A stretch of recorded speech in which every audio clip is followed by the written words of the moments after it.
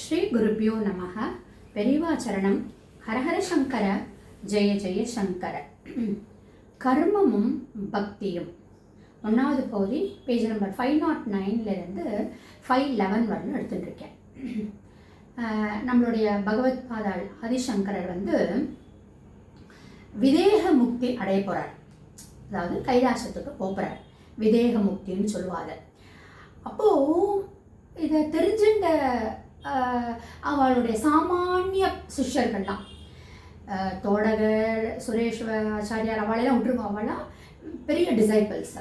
சாதாரணமாக இருக்கக்கூடிய ஒரு நெக்ஸ்ட் லெவலில் இருக்கக்கூடிய சிஷ்யர்கள் எல்லாம் பகவத் பாதாள சூழ்ந்துண்டு இந்த மாதிரி வேதாந்தபரமான உபதேசங்கள்லாம் நிறைய நீங்கள் சொல்லிட்டே, அதில் நிறைய எங்களால் புரிஞ்சுக்கவே முடியலை. we are not unable to understand. அவ்வளவு வேதாந்த உபதேசங்கள் நீங்கள் பண்ணியிருக்கேளு.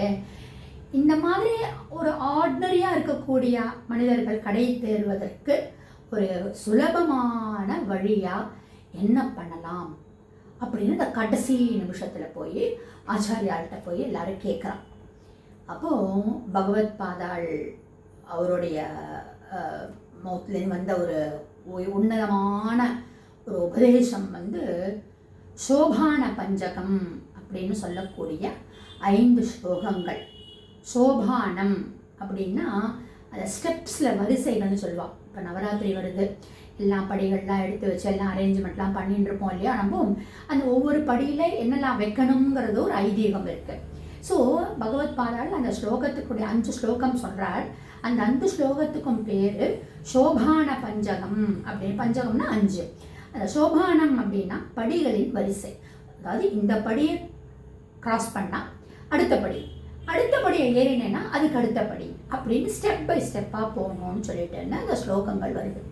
அதில் முதல் ஸ்லோகம் என்னன்னா, வேதோ நித்யமதீயதாம் ததுதிதம் கர்ம ஸ்வ அனுஷ்டீயதாம் தேனேஷஸ்ய விதியதாம் பசிதஹ காம்யே மதிஸ்த்யஜதாம் பாபௌகஹ பரிதூயதாம் பவசுகே தோஷோ அனுசந்தீயதாம் ஆத்ம இச்சா ஆத்மேச்சா வியவசீயதாம் நிஜகிருஹாத் பூர்ணம் வினிஷ்க்ரம்யதாம் அப்படின்னு ஃபஸ்ட்டு ஸ்லோகத்தை ஆரம்பிக்கிறார். என்ன? வேதோ நித்திய மதீயதாம் அப்படின்னு ஆரம்பிக்கிறார். வேதங்கள் சொல்லியிருக்கக்கூடிய வழியில் நாம் நித்தியம், அதுபடி நித்தியம் நம்ம அதை ஃபாலோ பண்ணணும்.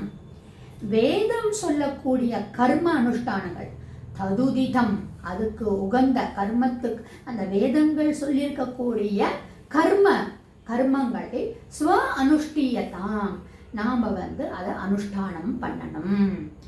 இதுதான் பகவானுக்கு நம்ம பண்ணக்கூடிய ஒரு பூஜை.